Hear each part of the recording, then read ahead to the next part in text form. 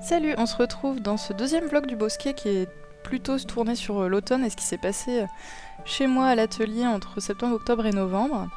Donc je te présente ma dernière petite fleur dont je vais prendre les pétales pour les faire sécher et on verra ce que j'en fais au printemps quand tout sera bien sec. Cette année j'ai lancé les ateliers aquarelles, donc là je te présente les deux premiers ateliers desquels j'ai fait des photographies. Donc c'était un sur une couronne cosy en relief et puis après on a fait aussi des planches automnales. Donc c'était un projet qui me tenait à cœur pour cette année et je suis très contente que ça ait pu avoir lieu. J'ai été accueillie par Martine à Manufactory et c'était vraiment chouette. J'ai rencontré plein de gens très motivés et très créatifs et je vais continuer ça à la fin de l'année et pour 2024 je pense. D'ailleurs, en passant, j'ai encore quelques dates fin novembre à Manufactory, j'en ai une à la parenthèse, et bientôt j'aurai un nouveau lieu en décembre. Donc en octobre, j'ai aussi beaucoup peint pour le Inktober et puis pour les arbres des saisons, parce que sur la roue de la Nesselt, j'avais pris du retard avec la préparation de Samhain et avec le Inktober sur mes arbres celtiques, et donc j'ai rattrapé le lierre et le tilleul qui va jusqu'à fin novembre. Le prochain, ça sera le sureau, mais on en reparlera dans une prochaine vidéo ou sur Insta plus tard. Et donc, comme je te disais, j'ai énormément peint pour le Inktober en octobre, puisque c'est un projet que je mène tous les ans depuis 3 ans maintenant. Et cette année, j'avais décidé de faire des illustrations un peu plus complexes, un peu plus poussées, et pas juste un petit élément du mot du jour. Donc ça donne 31 illustrations, plus 5 parce que comme j'aimerais faire un petit compte autour de ces illustrations là pour aboutir le projet et un mois de peinture, j'avais besoin d'illustrations supplémentaires en fait tout simplement pour la cohérence de l'histoire. D'ailleurs si ça t'intéresse je la sortirai en PDF téléchargeable pour pouvoir le lire sur la newsletter, donc si t'es pas abonné et que ça t'intéresse tu peux t'abonner à la newsletter du Bosquet. Je mettrai un lien dans la description, ce sera plus simple que si tu dois aller chercher sur le site ou sur Instagram. Et du coup voilà, je vais mettre ces petites illustrations là et il sera disponible. Si tu regardes le vlog dans longtemps et que du coup tu n'étais pas inscrit à la newsletter et que ça t'intéresse, n'hésite pas à me contacter, je pense que je l'aurai toujours d'ici là, parce qu'on est en novembre 2023, si tu regardes ça en 2025 par exemple, peut-être que ça sera plus disponible sur la newsletter comme ça, ou ça sera disponible peut-être ailleurs, mais bon, voilà, n'hésite pas à me contacter si tu as besoin. Et donc, je pense que je vais aussi faire plus tard des petites planches avec des mini-illustrations. J'aimerais bien voir ce que ça peut donner si j'arrive à en faire un vrai livre, en fait, un album. Donc pour ça, il faut que je prenne plus le temps d'affiner l'histoire que j'ai écrite et puis aussi de voir s'il me manque des illustrations, ne serait-ce que pour une couverture, en fait, tout simplement. Donc voilà, le projet est en cours. Il va y avoir un première étape d'aboutissement, on va dire, dans la prochaine newsletter, et puis il y en aura certainement une autre après. En tout cas, ça m'a beaucoup fait de bien cette année. Je suis passée à 80% en fait sur mon emploi principal, donc je suis enseignante pour... si tu le savais pas encore, je suis enseignante spécialisée en troubles des fonctions cognitives, donc j'accompagne des élèves de mon école qui ont des handicaps variés, donc ça peut être problèmes autour de la mémoire, autour de l'attention, enfin c'est très, très varié, c'est très diversifié, ce que j'aime beaucoup. Et donc pour pouvoir avoir plus de temps pour mon bébé qui est né en janvier et puis pour le Bosquet, j'ai décidé de passer à 80% là cette rentrée, donc je ne travaille pas à l'école le mardi. Et ça me permet de pouvoir faire d'autres choses, et notamment les ateliers par exemple chez Manufactory, il y en a eu qui se sont déroulés le mardi parce que c'est une journée où je suis disponible. Et je peux du coup beaucoup plus peindre que l'année dernière, ce qui me fait un bien fou parce que vraiment quand je suis à ma table, le temps s'arrête un peu, je perds un peu la notion du temps, enfin un peu, beaucoup même. Je peux dire à mon mari je vais finir ma planche, j'en ai pour 1 heure, et puis au final je sors de l'atelier, ça fait 2h30 que je peins, il avait pas besoin de moi donc il est pas venu me déranger, et en fait j'ai pas vu le temps passer. Et je mets vraiment un point d'honneur sur ces moments-là à ne pas mettre de réveil ou de timer. Vraiment me laisse porter, je choisis mes couleurs, je fais mes aplats, je rajoute mes petits détails. Et très souvent, je prends beaucoup plus de temps que ce que j'avais prévu, anticipé, parce que ça me fait du bien tout simplement. Et je pense que du coup, mon cerveau n'a pas envie d'arrêter et m'envoie pas de signaux comme là, il faudrait que tu aies mangé un peu ou boire. Ou de toute façon, j'ai souvent mon thé, ma tasse sur ma table. Donc je peux rester vraiment des heures à peindre. Et ça me fait vraiment du bien parce que la vie va très vite, tout va très vite aujourd'hui. Il faut être assez performant dans tout. Enfin, on a des injonctions à être performant tout le temps, et notamment au travail. Hein, moi, c'est beaucoup de papiers à remplir. Et parfois c'est frustrant parce que j'aimerais avoir plus de temps pour préparer des choses pour mes élèves en fait. Et le fait d'avoir ces moments peinture où c'est un peu hors du temps, ça me permet de souffler de tout ça, de souffler de l'actualité aussi qui est pas toujours hyper positive dans le monde, et d'avoir des moments vraiment à moi. Donc si c'est la peinture pour toi aussi, ça nous fait un point commun, mais ça peut être autre chose. Mais je peux que t'inviter à garder des temps comme ça pour toi, pour souffler, parce que vraiment ça fait un bien fou. Et c'est un peu comme une thérapie, hein. Il y a des art thérapeutes qui existent, c'est une profession là qui est reconnue. C'est pas pour rien, c'est que l'art peut effectivement aider beaucoup de personnes à se libérer du stress ou d'angoisse ou de timidité ou de problématiques très diverses, et à aller bien au quotidien. Donc si tu suis normalement le bosquet, c'est soit que t'aimes beaucoup mes illustrations, soit que toi aussi tu peins, donc je pense que tu seras certainement, enfin ça résonnera certainement en toi, ce côté de prendre du temps pour soi, et par la peinture notamment. Je mettrai les moments peinture du vlog en accéléré, certainement en fois au moins 4 ou 5, parce que j'ai dû enregistrer 1 heure ou 1 heure et demie, je pense, de moments peinture. Et si je veux pas que le vlog dure 2 heures, il va falloir soit que je coupe, soit que j'accélère. Donc tu risques d'avoir mes mouvements un peu en accéléré sur la vidéo, mais c'est pas grave, ça te permettra de voir plus de choses aussi.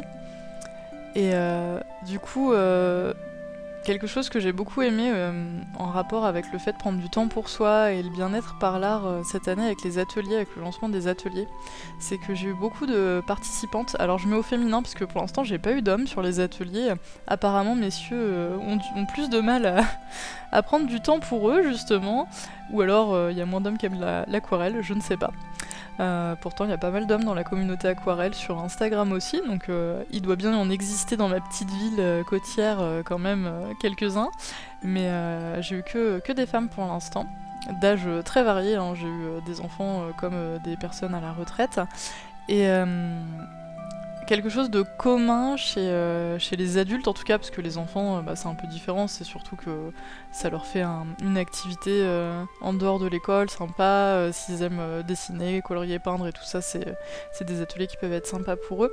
Mais au niveau des adultes, un des retours que j'ai eu c'était j'ai le matériel à la maison en fait, j'ai tout ce qu'il faut, mais je le sors jamais. En fait je prends jamais le temps de le sortir, je prends jamais le temps quand je suis chez moi de prendre un temps pour moi. Et j'ai trouvé ça fou. Enfin, je pense que je le savais déjà un petit peu, je m'en doutais, mais le fait que ça ait été verbalisé par des participantes, ça m'a pas choquée, mais ça fait tilt. Je me suis dit, mince, en fait, on doit être beaucoup comme ça à avoir tout ce qu'il faut pour se détendre chez soi, parce que c'est quand même, ce serait un comble de chez soi pas pouvoir se détendre, alors que c'est le lieu qui doit être notre cocon pour se ressourcer après une journée d'activité à l'extérieur, ou même si on télétravaille, si on travaille de chez soi, d'avoir un espace où on peut couper du travail ou de son quotidien si on travaille pas. Par exemple, je pense à des parents qui seraient parents au foyer. Pour moi, c'est comme un travail en fait. C'est des gens qui sont en activité. Moi, mon père, il nous a élevés avec mes 2 sœurs pendant plusieurs années. Il a pas travaillé pour pouvoir s'occuper de nous intégralement. Il avait une vie associative à côté, mais le gros de sa journée, c'était s'occuper de nous, les courses, le ménage, l'école, tout ça.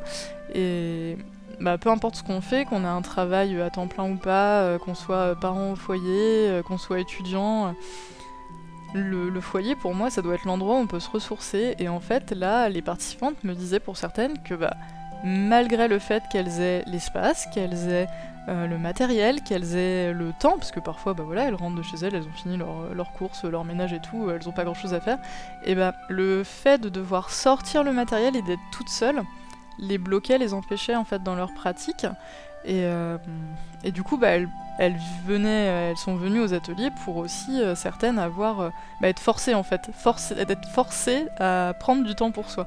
Et je pense que c'est une réflexion qu'on devrait tous avoir. Est-ce que c'est normal de devoir se forcer à prendre du temps pour soi ? Enfin, pour moi, ça devrait être quelque chose d'automatique à partir du moment où on a fini notre journée et qu'on a fait tout ce qu'on devait faire d'obligatoire. On devrait pouvoir prendre tout le temps qui reste pour se faire du bien. Et c'est pas quelque chose en fait qui est ancré chez plein de personnes avec cette vie à 200 à l'heure qui nous est plus ou moins imposée, ou qu'on s'impose consciemment ou pas plus ou moins. Et c'est vrai que moi dans la peinture et l'ouverture de mon entreprise du Bosquet, ça a pris tout son sens en fait de me dire certes je suis créative et active et je poste, je partage, j'en fais de la papeterie ou quand je fais des originaux pour des commandes personnalisées, ça me rapporte quelque part un peu financièrement, même si clairement aujourd'hui je pourrais pas vivre uniquement du Bosquet, pas du tout, je paierais pas de facture avec ce que je gagne pour l'instant, mais il y a tout ce côté où ça me force quelque part à produire, puisqu'il faut que j'alimente mes réseaux sociaux, il faut que je vous partage du contenu à tous sur soit Instagram, soit YouTube, soit la newsletter, soit le blog, en fonction de où est-ce que tu me suis. Et quelque part ça me met un petit coup de pied aux fesses, quoi. Je suis bien obligée à un moment dans ma semaine de me mettre à ma table. Et au début c'était ça, et maintenant en fait c'est devenu normal.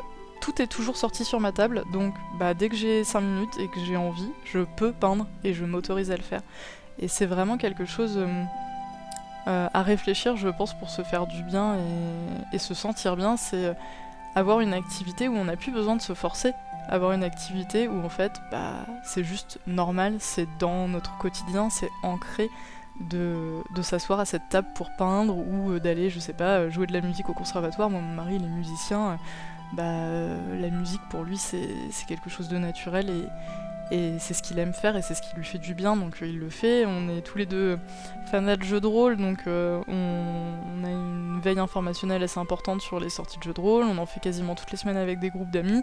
C'est quelque chose qui est devenu pas routinier mais normal dans notre semaine, et je pense que si tout le monde avait cette possibilité-là et cette routine-là d'avoir quelque chose à un moment, au moins une fois dans la semaine, de se poser et de faire quelque chose qui fait du bien, et on irait certainement tous mieux et on serait tous certainement de meilleure humeur, et j'aurais moins de gens mal lunés ou qui font la tête le matin dans mon bus quand je vais à l'école, et ça serait chouette.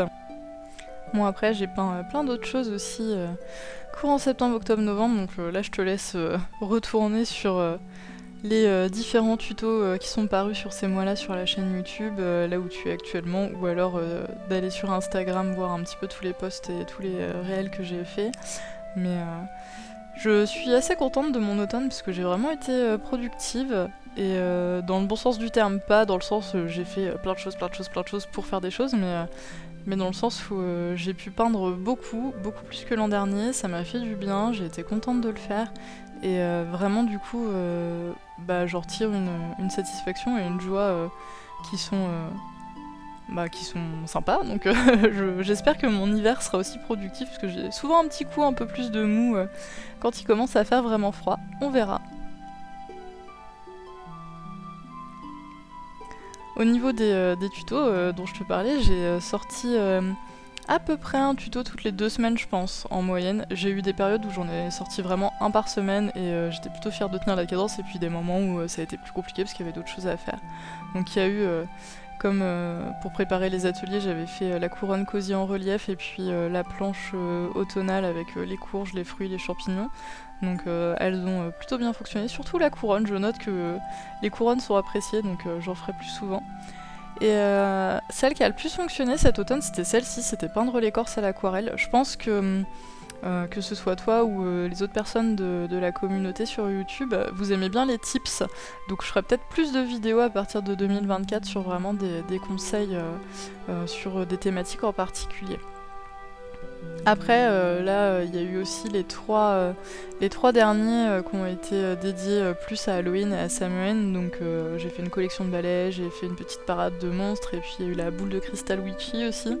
Donc j'ai essayé de varier tout en restant dans la thématique pour que ça puisse être abordable par des enfants ou des adultes, que ça puisse être plus ou moins réaliste ou mignon. Donc j'espère que j'ai réussi à contenter à peu près tout le monde. En tout cas, j'ai eu quelques commentaires sympathiques qui m'ont bien boosté. Donc les tutos continueront après cet automne, ça y a pas de doute, mais je ferai peut-être un peu plus de tips, de conseils et un peu plus de vlogs parce que ça vous plaît bien, ça plaît bien à la communauté. En automne aussi, un truc que j'adore, c'est d'aller me balader en famille ou toute seule à la forêt. Moi, souvent c'est plus en famille parce que je suis pas quelqu'un de très solitaire, je suis quelqu'un qui aime bien avoir du monde et puis pouvoir papoter. Donc c'est vrai que 5 minutes pour me ressourcer, j'aime bien être toute seule, mais je suis pas une ermite quoi. La dryade, elle aime bien avoir des copains dans son bosquet, elle aime pas être toute seule enfermée dans son arbre. Et je pense que c'est mon côté où j'aime qu'il y ait de la vie autour de moi. Et donc on a la chance quand même sur le Havre où j'habite d'avoir une forêt. Alors c'est pas une forêt vierge, hein, c'est une forêt qui est aménagée. On s'entend, hein, ça reste une ville. Mais on a, outre de nombreux parcs, une forêt qui est la forêt de Montjon sur les hauteurs. Et j'ai la chance d'être à 10 minutes en transport en commun et en marchant un petit peu de cette forêt, peut-être un quart d'heure, vraiment du pas de ma porte jusqu'à la forêt. Et du coup on peut y aller aussi souvent qu'on veut en fait avec mon mari et mon fils, et puis on peut se permettre d'y aller régulièrement du coup. Et j'adore aller à cette période-là à la chasse aux champignons. Alors comme l'automne a été tardif, j'ai pas pu en repérer beaucoup, j'en ai vu beaucoup plus l'année dernière en fait, mais j'ai réussi à en trouver quelques-uns. Et la particularité de cette forêt, c'est qu'il y a une sorte de bassin, lac aménagé où il y a souvent énormément d'oiseaux dedans. Et cet été, il était quasiment complètement à sec. C'était hyper triste à voir parce qu'il a fait très chaud, il a quasiment pas plu. Et là, le fait de le revoir rempli, ça m'a fait du bien parce que je me suis dit, bon, toute la vie n'est pas morte au fond, du bassin. Les plantes ont repoussé, il y a plus de petits insectes aussi qui étaient autour, donc ça fait du bien.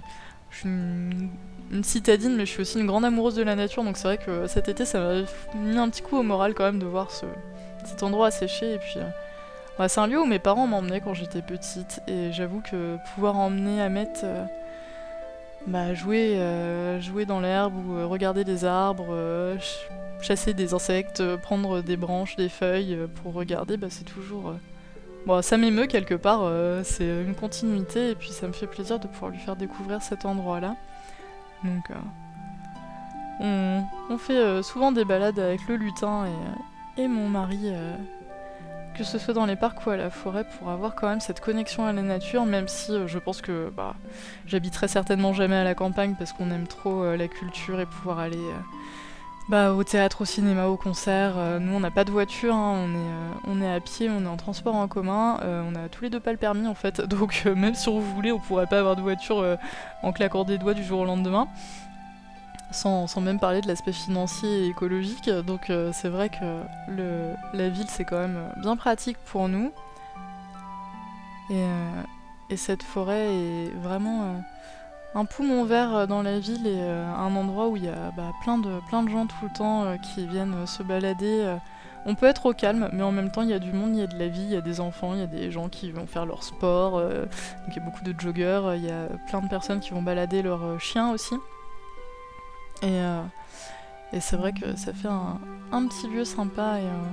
Bon, j'aurais aimé pouvoir vous montrer des rushs vidéo avec les arbres tout orangés et jaunes, mais finalement on n'a pas eu le temps de voir cette année les arbres roussir. Et derrière il y a eu la tempête qui est venue sur les côtes normandes et bretonnes, et les feuilles sont vite tombées d'un peu tous les arbres, les terrains étaient un peu plus accidentés, donc c'était moins facile d'aller tourner et puis de vous montrer les belles couleurs de l'automne.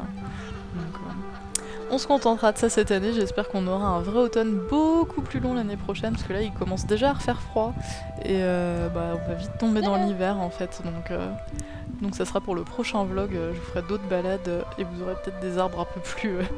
un peu moins en mode fin d'été, tout début d'automne sur les prochaines vidéos, sur les prochains vlogs. Donc au Havre, on a aussi beaucoup d'oiseaux, parce que comme c'est une ville côtière, on a beaucoup de mouettes et de goélands. Et on a pas mal de pigeonniers dans la campagne aux alentours, et il y en a un dans la forêt, où il y a parfois des pigeons ou des tourterelles qui viennent. Et sur le bassin, quelque chose d'assez rigolo, c'est que les canards, les oies ne se mélangent jamais aux mouettes, parce qu'il y a beaucoup de mouettes qui viennent se baigner dans ce bassin aussi, vu que la forêt est quasiment en bord de mer, hein, c'est vraiment pas loin, et à vol d'oiseaux sans faire de mauvais jeu de mots, c'est vraiment juste à côté. Et quand on les regarde sur le bassin, ils sont toujours séparés, ça fait deux camps, ça fait le camp des mouettes, le camp des canards, oies, etc. Et ils se mélangent pas. Je ne sais pas pourquoi, s'il y a... des fans d'ornithologie dans la communauté qui regardent cette vidéo et qui veulent nous expliquer pourquoi les oiseaux ne se mélangent pas, ça m'intéresse. Je suis pas du tout spécialiste sur ce sujet-là. Et quelque chose qui me fait dire que l'automne a été vraiment trop court et trop doux, c'est qu'on avait encore plein de fleurs en fait sur les bordures de la forêt. Ce que normalement on n'a pas, enfin moi toutes les années précédentes où je suis allée me balader, c'est hyper rare qu'il reste des fleurs. Alors il y a des fleurs qui ont des floraisons tardives dans l'été et qu'on peut voir encore fin août, début septembre, et il y a des fleurs qui existent aussi en hiver, hein, mais là il y en avait quand même pas mal. Donc je vous ai pris l'arbre le plus automnal que j'ai trouvé sur le bord du chemin, donc vraiment vous voyez, on n'est pas sur les roues de saison. En automne aussi on fête toujours Mabon et Samhain dans mon foyer. Et là je vous ai pas pris Mabon, mais on met toujours des petites décorations en automne, donc j'aime bien parsemer un peu des feuilles d'automne partout, l'ambiance bougie, je ressors tous mes livres sur les plantes de sorcières, les plantes, les différentes fleurs, donc je commence à en avoir une petite collection quand même, je vous ferai peut-être une vidéo dédiée à mes livres préférés sur la saison ou sur les végétaux en tout cas. Et puis là il y avait aussi le livre sur les yokai, donc c'est des esprits du Japon, du folklore japonais. Donc nous on est très Japon aussi avec Maxence, donc on a pas mal de choses sur ça. J'ai toujours ma petite roue de l'année qui m'accompagne, donc ça c'est l'original que j'ai mis sous cadre pour la protéger. Et en fait on met toute la maison aux couleurs de l'automne et en mode bougie, cocooning, plaid, ça fait du bien quand le temps se rafraîchit d'avoir cette possibilité-là, d'avoir un peu en fait de lumière et de chaleur autrement à l'intérieur du foyer. Donc voilà, je vous fais un rapide tour du propriétaire de la pièce de vie. Donc, j'ai mes petites guirlandes que je mets à Samhain à chaque fois. Et j'aime bien aussi faire des choses un peu witchy, donc j'ai mes petites plantes que je fais sécher moi-même qui accompagnent la déco, donc là j'ai des pétales de rose. Et au bout de ce buffet j'ai aussi un bocal où je mets en fait des sachets de graines que les gens qui viennent chez nous peuvent prendre pour les planter s'ils le souhaitent sur leur balcon ou quoi.